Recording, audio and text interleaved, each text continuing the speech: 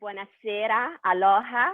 I'm Chiara Logli, President of the Friends of Italy Society of Hawaii, and I would like to welcome you, everybody, to this conversation with Sindaco Blangiardi, our new mayor.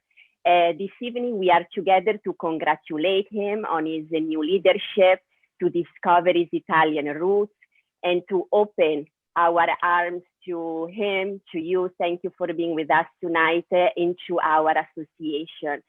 So first, I would like to invite our honorary counsel to Italy, Dr. Michele Carbone, who has joined us today to welcome Mayor Blangiardi.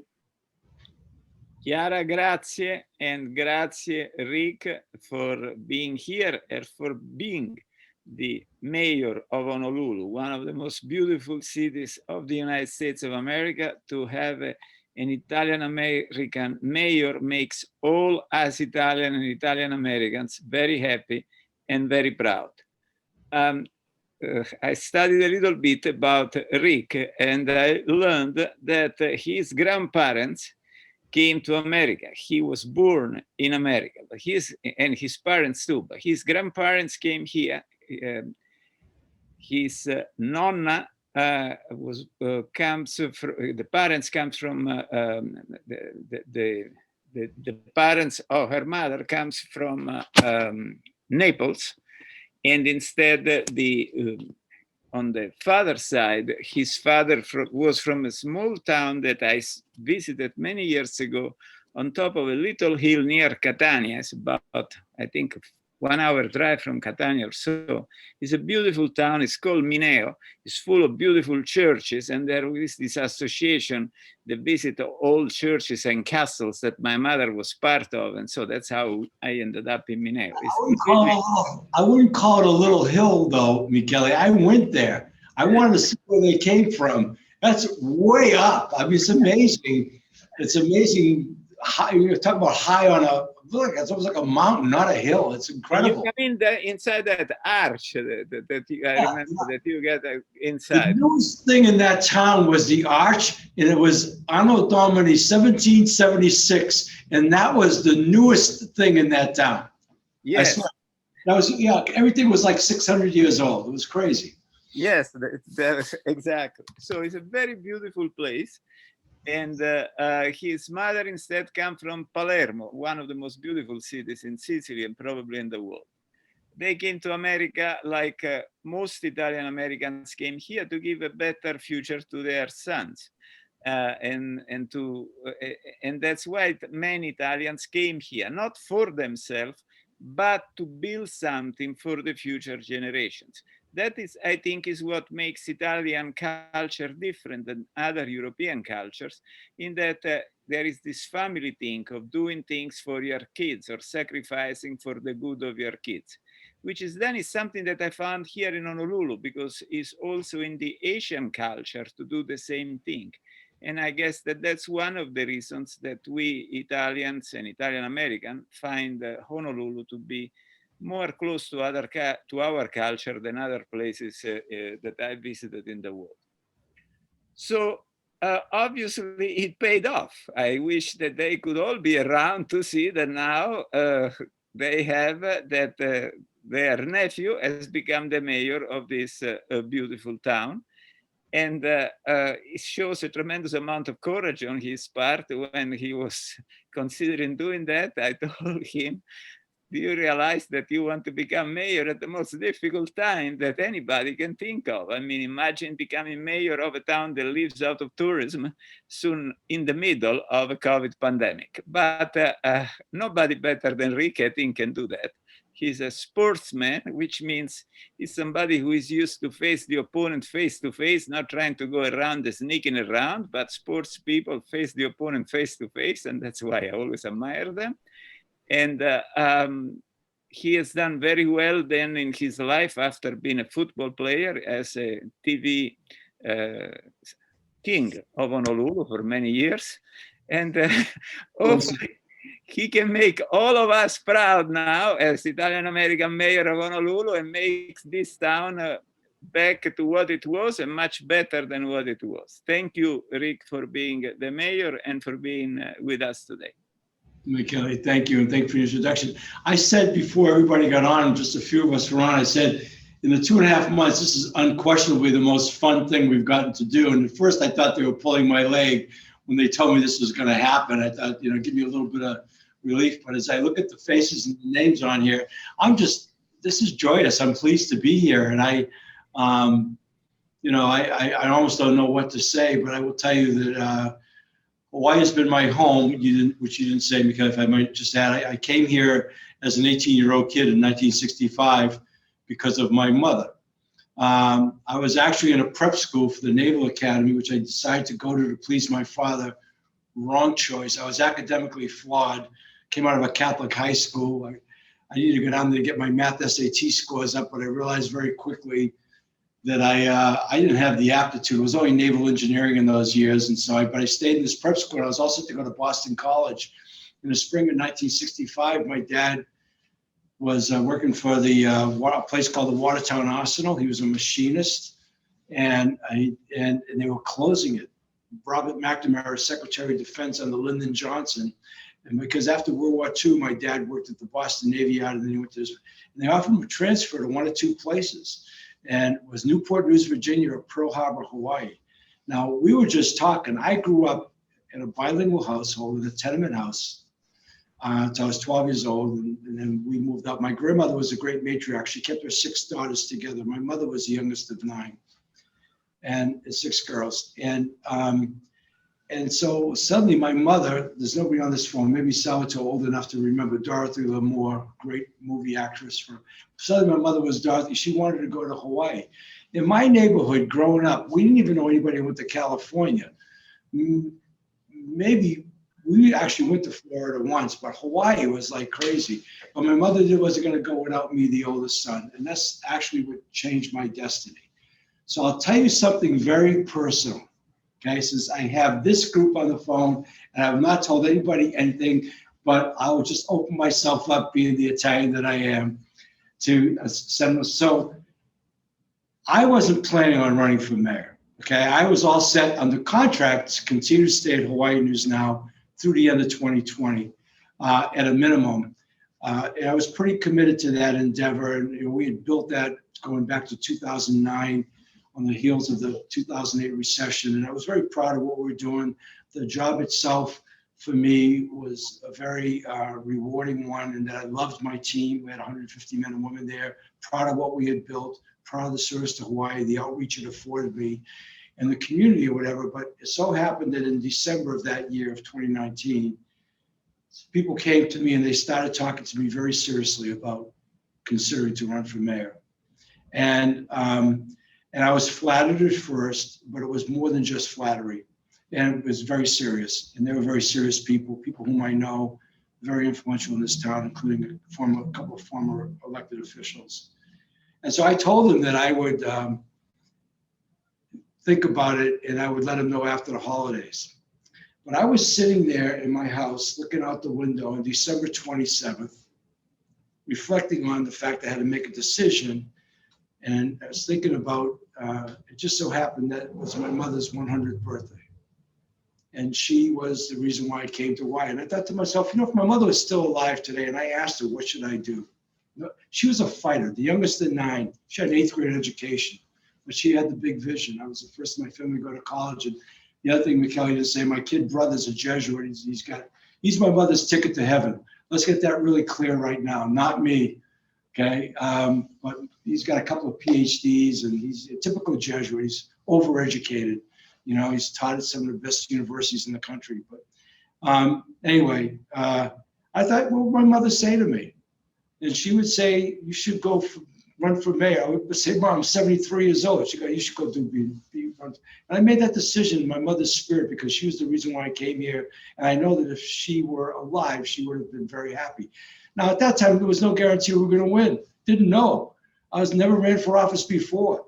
And not only that, it looked like there was going to be a field of many, which it turned out to be. At one point, there was 15 of us running for mayor. So I notified the company. Fortunately, I hired a tremendous woman several years ago whom I handpicked her to be my successor. Her name was Katie Pickman. And so I felt good about that. I've been working on my succession plan because I knew most of the guys that I knew in television, they didn't wait till their 70s to retire. They got out of it a lot longer, earlier, but I was still hanging around. So I knew the days were going to be numbered somewhat. So Katie was in place. I decided this was the leadership challenge that I really couldn't say no to out of love of community, love of place. This is pre-COVID now. So I told the company, I told them, look, I'm late in the game. Don't need more than a couple of weeks notice. We both agreed. So I retired on January 15th. We announced on February 12th at the old stadium. And a month later, we got locked down with COVID. And that changed a lot of dynamics in everything about the campaign of 2020. We were kind of going against the odds, being an outsider. The one thing I learned very quickly, when you run for office for the first time and you haven't been a candidate, you don't have a war chest, and no matter how many people you know, you have to, this term self-funding. So right away, there's a big financial risk. You've got to get yourself on the mark. So I'll spare you all of that. It proved to be a real odyssey, and we did countless Zoom calls. There were times when we did as many as 5 in a day. Oftentimes it was about 3, but it was day and night, and a lot of these you had to really prepare for because people would send you their specific agendas when they want to talk about taxation and zoning and agriculture and things that I quite honestly didn't know a whole lot about. A lot of prep went into those, but anyway, we did it, and lo and behold, we prevailed in the primary, and that was a really exciting thing, and that's when I knew it was possibly for real. Then the race really heated up. The primary was the first week of August. We had a couple of months to the election in November, and we took a high road in our campaign. I was really adamant about that. I wanted to maintain my own dignity in the race, and I wasn't about to, start acting like a politician, or for that matter, take the bait and go low. It was what it was, but we actually won exactly as I hoped we would win. We won decisively. We won by 75,000 votes, and we did it with the proper messaging. That was a very empowering moment in my life to win that way. And then we quickly, I didn't even go to bed that night until 4:30, and at 6 o'clock I was doing my first television interview because we didn't get the results till after midnight. We were supposed to get them at 7 o'clock, but you may remember they had same day voting, and we had lines still out there till 10 o'clock at night. Anyway, long story short, we then spent the next 2 months putting together a team that I've consistently talked about. We went through a very arduous process in our transition teams and opened the portal for the first time ever. Pretty much had open tryouts for anybody who wanted to come. Almost 500 applications for 25 positions in just 10 days. People with incredible educational backgrounds, many of whom were doing the same thing I had done. They had worked in the private sector, they'd taken big pay cuts, they wanted to come, went through all the interview processes, did everything, and we put together a great team. We all got sworn in on January 2nd. So since that time, we've tried to hit the ground running, and I think we're making, and we've created some traction, and I'm excited about what is yet to be. So I'm just honored to be on this call. That's who we are. This is a huge privilege. I would just tell you this. The sense of responsibility in this job is unlike anything I've ever known before in my life. And believe me, I've been privileged to have some big jobs. I've been president of a couple of national companies and CEO, and when I was on the mainland and stuff. But I've worked for publicly traded companies, privately held companies, all of that stuff. But this sense of where we are at this moment in time and what's at stake for so many, given the impact of this pandemic, and where we are in our inherent vulnerability as an island people, in knowing that this role is that of the steward of the city. It's not just the infrastructure, it's its people, and not just the city and county employees, all of its people, and the things that we're being tasked with doing is not unlike anything I've ever felt before. But it doesn't feel like work.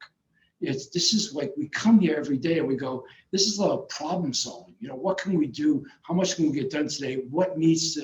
Where's our priority? What are we making happen? So I'm finding it to be crazy from an energizing standpoint. It really is very energizing. I don't perceive it to be daunting at all. And I'm really determined because of the incredible team of people. In fact, let me just say one thing. We ended up replacing 22 out of 26 directors, exceptional people. And the 4 we kept were all past muster. But then, because of what I believe from the private sector, unlike what I was being told by all the political pundits, I wasn't making any appointments. This was all on qualifications. And I can give you some insights to what we looked for, but it was a very eclectic approach. But boy, we brought in some really, a lot of strong individuals, all highly accomplished and passionate about their desire to serve. But we allowed them to recruit their own deputy directors. That was my belief. That these jobs, all of them, including mine, started with mine, were all too big for any one person. And so I wanted them to, as opposed to what had gone on historically, where people were sort of picked for them and then they got to figure it out. I'll tell you, we ended up hiring 18 new deputy directors. So we brought in effect to run this city, 40 brand new people at the senior level, including the ones, and add to that the ones we decided to retain because there were some really good people here. I mean, this is an incredible time right now. The leadership team is really strong. And I would tell you, some of the deputy directors that these people hired, if we had seen them the first time around, we got to hire them as directors. They were that strong, that good, through their ability to go out and recruit and who they wanted to bring in. They brought in people we hadn't even seen in that portal initially. So I'm very excited about the dynamic of that. And that's unprecedented. And hopefully I can offer that as something of hope to you, because for me, it all starts with leadership. And, we're going to work its way down through, if you will, our employees, but we sent them a good message when we did the budget, which was no small task, by the way. We got sworn in on January 2nd. We had to do a $4 billion budget in 2 months. And, and that was its own challenge, but we did. And we did it with no furloughs, no property tax increases, and maintaining a very, very high percentage of our core city services. So I'm really pleased with that. And it was less money than was previously applied. We were the first team to come in and did a budget under what was approved a year ago by $73 million in the operating and $376 million in the capital plan. So all of that to tell you, I think you're in good hands. It's not about me, but I know who I am. I've been in this town a long time. And so as I was going to say about the responsibility, the expectations are like crazy high too. I feel it, it's palpable. We're doing enough outreach to know that. None of us want to disappoint. And I would tell you, when you're 74 years old and you find yourself in a situation like this and you've had a fair amount of success to date, the last thing I'm going to do is mess up this last chapter. So I'm just going to tell you that right now. I'm committed, and my team is committed, that we're going to do a good job. And I'm excited about it. So thank you so much for that, Mayor. So now looking into the past, I would like to share a brief history of our organization with you, since you may not know, as together we carry forward our founder's legacy. So the Friends of Italy Society of Hawaii was founded in 1990 at the urging of the Italian consulate in San Francisco. And the articles of incorporation were signed by the Italian Vice Consul in Honolulu, Michele predecessor, Luis Finamore, and the first president of the Friends of Italy Society of Hawaii, Armando Beccaria. The first meeting was attended by the Honolulu Mayor, Frank Fassi, and the Italian General Counsel in San Francisco, Marcello Criccioli, sent a congratulatory message saying, "I'm confident that the cultural and social life of the entire community will be enhanced by your activities." So for over 30 years, our association has brought together residents of all backgrounds who simply share a love for Italian culture. We organize Italian language classes, cooking lessons, art tours, film screenings, cultural celebrations, community service in local nonprofits, bocce, soccer in the park, and many other programs for children and adults. And our mission remains to foster knowledge, appreciation, and friendship between Italy and Hawaii. So the focus is in building bridges, mutual contributions, and intracultural connections. For example, our first ball gala in 1992 donated over $100,000 to the Honolulu Symphony Orchestra. Our monthly dinners at local restaurants blend Hawaii fresh ingredients in authentic Italian recipes, and our lectures discuss the topics that affect both Italy and Hawaii in the fields of arts, science, and community. So as we look forward, we would love to establish, the first Italian city in the sister city in the state of Hawaii, and celebrating our anniversary all together again at La Pietra as soon as we can. So after honoring the present and the past, I would like to pass the microphone to Esmeralda, who is going to tap into your past a little bit more, because you are very interested in your Italian love. Well, Mr. Mayor, we're just so thankful that you accepted our invitation, and we do hope that this goes down as the best interview you've had during your term. So let us, at the end of your term, come back and let us know. But going back to your Italian heritage, so your mother was from Sicily and your father was from? My mother's from Naples. From Naples. My father's family was from Sicily, from Mineo and. Okay. And have you visited both? Yes. Yeah. I've been to Naples. I've been to Rome and Florence, and but we didn't go to Naples. Oh, okay. That's for next time. I've been to Sicily twice though. Okay. Have you been watching the Stanley Tucci Discovers Italy? No, and I'd like to watch that. I know I'd see that. I've got to find. I went from a business in which I looked at screens all the time, not that right, but television screens, and to trying to find time to watch television, it's crazy. It's I'm having a hard time. I'm watching YouTube late night, trying to get caught up on national news stories and keeping track of what's being said about the virus, on the national level. That's as long as I can stay up and do that, because the days. Well, it's a good show to watch, and they do visit Sicily. I think that was the last one, the last episode. But how do you feel like your Italian heritage has shaped you as a leader or as a person? Yeah, I take a lot of pride in. There were a couple of attributes that I look for in people when I hire, but also at the same time hold to myself. I would tell you, I look for passion and I look for authenticity. And I think that just the way I was raised and feeling,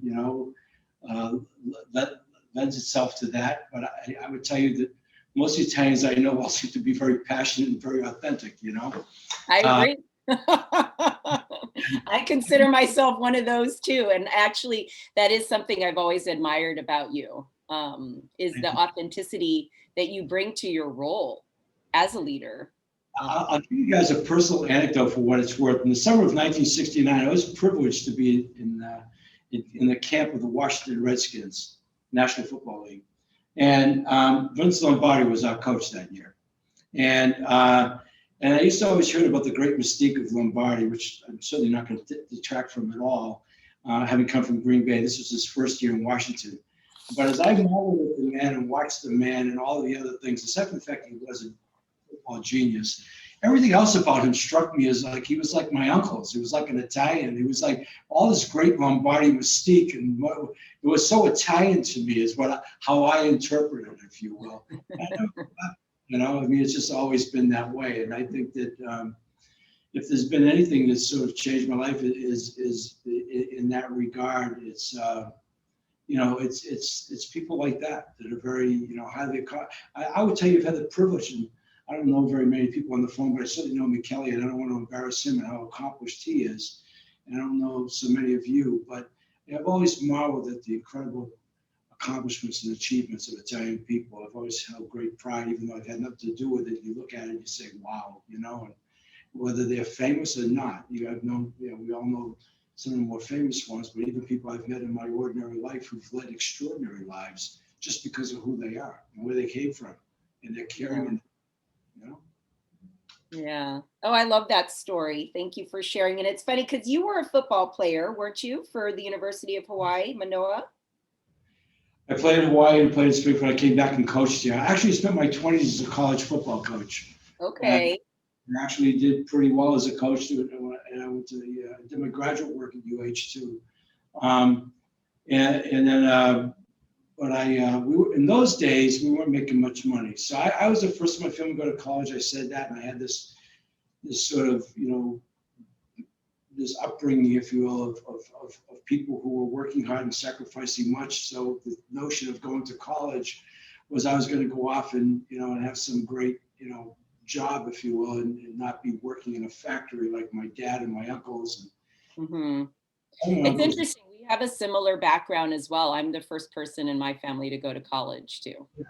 So I had this job, associate head football coach at University of Hawaii and the defensive. Yeah. In coaching terms, that meant I was the #1 assistant, had a master's degree. I was working 7 days a week, and in those years, and I know it was $1977, but at the end of the day, I was making $15,000 a year. And I had a baby coming, my now oldest son.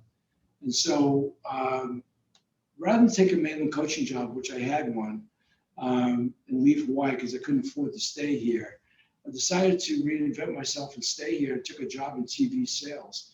And I knew nothing about television at the time, just as a guy named C. Heftel was involved in hiring me. And Heftel said to me, well, Rick, if you're willing to work hard, which at 30 years of age at the time and my whole life prior, I wasn't worried about working. I said, in 3 years, you could make $50,000 a year in this business.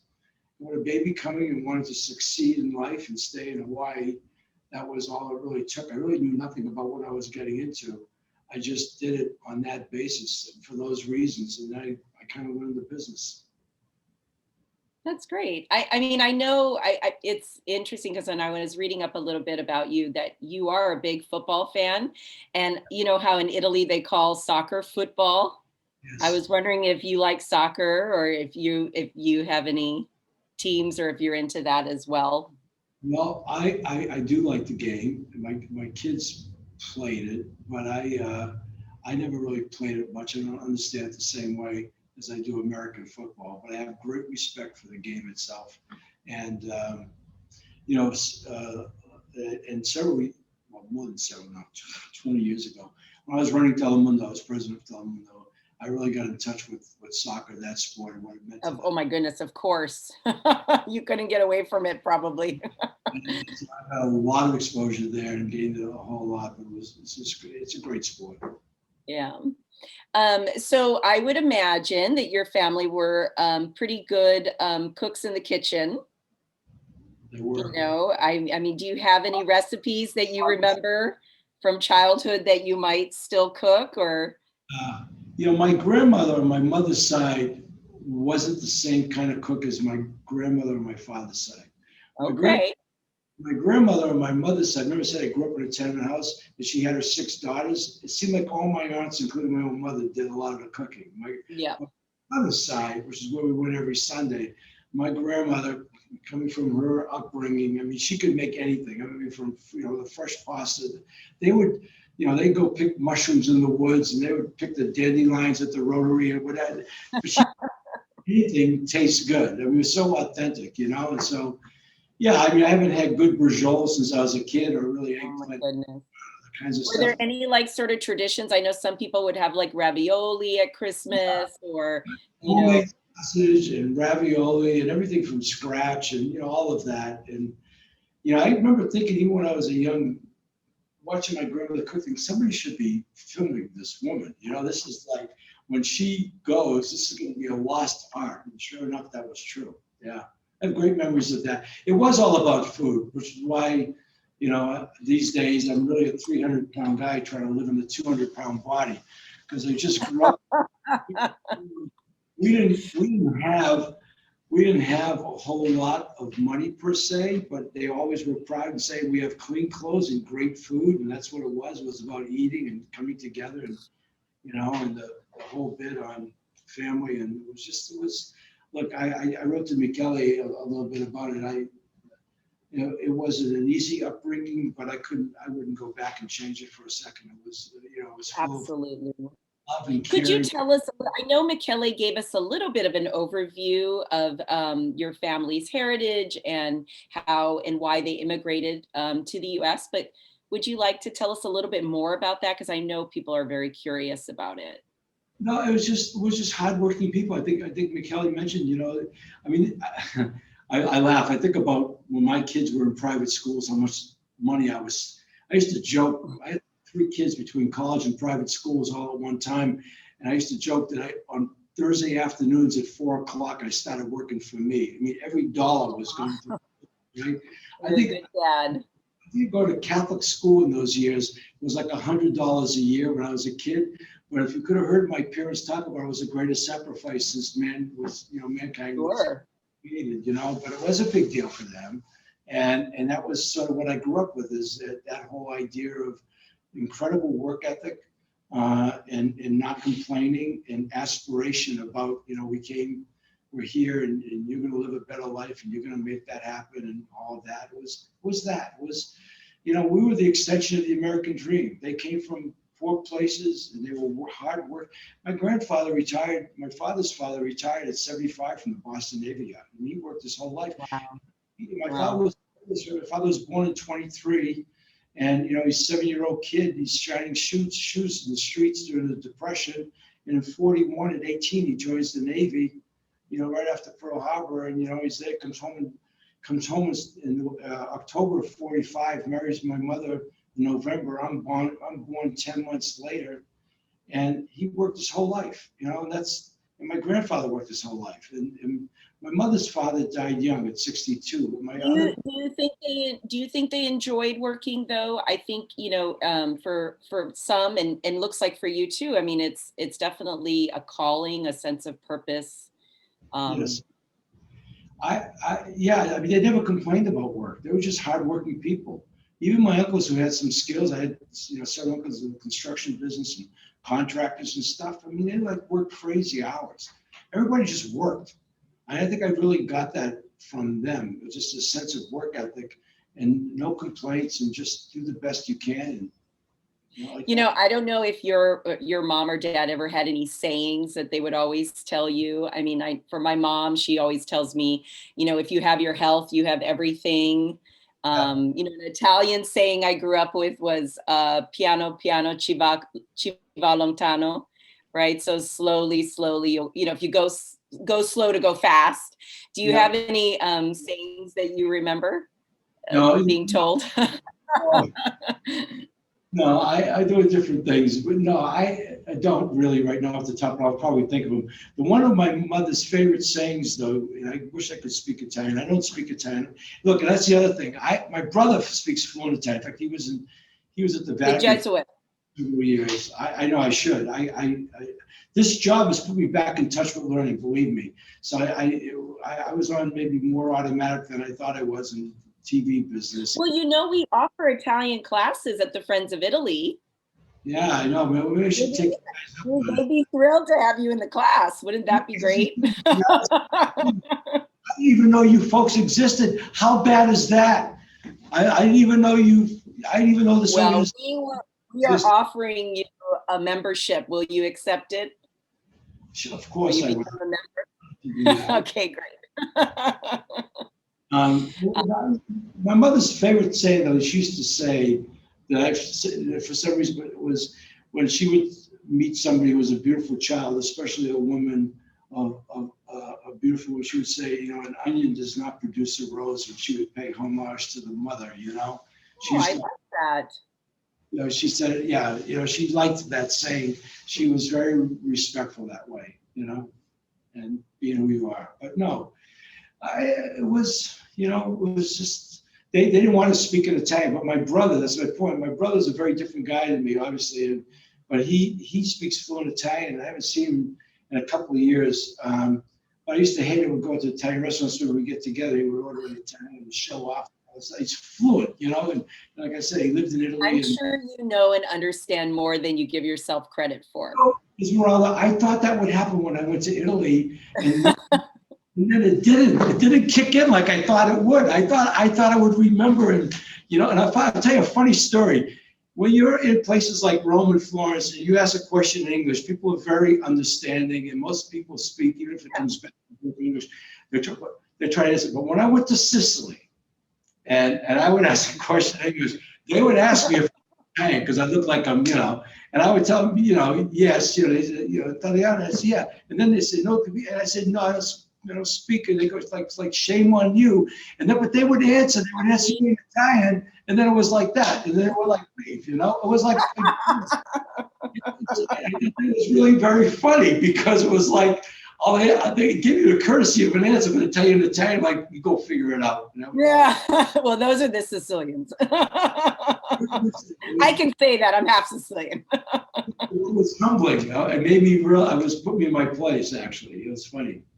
Yeah. Now, do you have any favorite part of, like, so we talked that food is definitely a love of yours, the language you want to learn, and there's still time. You're a lifelong learner, Mr. Mayor. I can see you in the classes. I hope but is there other parts of Italian culture that fascinate you? The architecture, the music, the literature?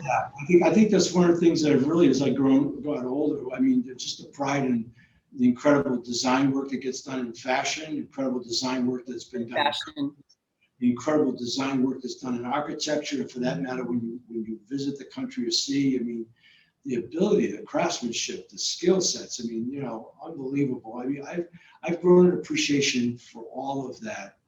And then you get into the world of entertainment, if you will, I mean, and no matter who you're talking about or looking at and what goes on from there, it's always so powerful and so dramatic. And it's not just Luciano Pavarotti, it's, so many others, and you sit there and you realize you come from a very artistic people.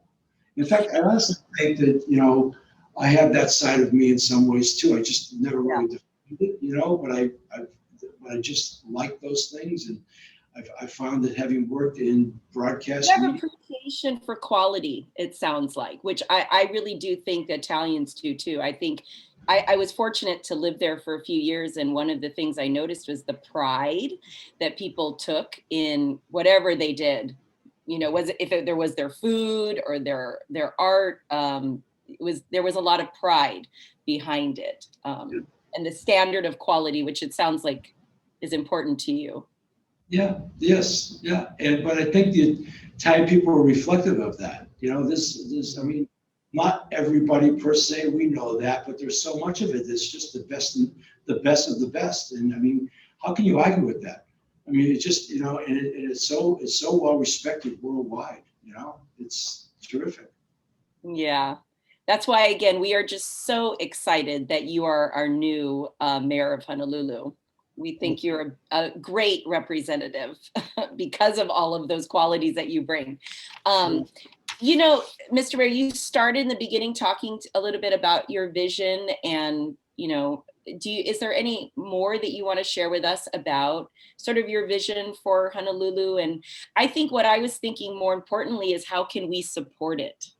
Yeah. Like, how can we support all of the things that you would like to see happen during your term?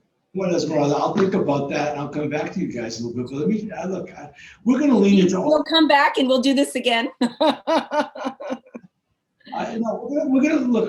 This team that we have, we're going to lean into all the tough stuff. Okay.